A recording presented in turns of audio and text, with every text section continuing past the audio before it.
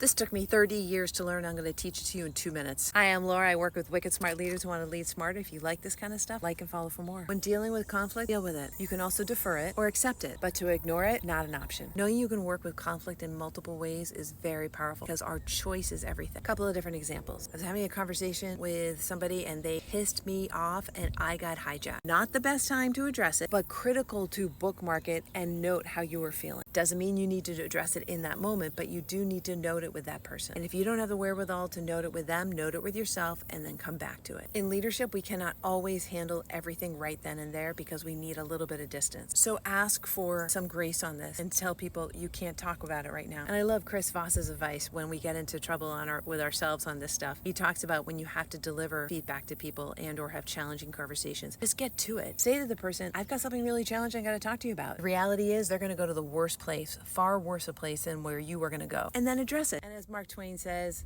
I've had a great many of trouble. Most of them never happened. We create so many in our own brain. So the question is, how do you get through them faster? Remember, suffering is optional and progress is way powerful. If you like this kind of stuff, save it for later and check out the link in my bio. Have a beautiful day, brilliant one.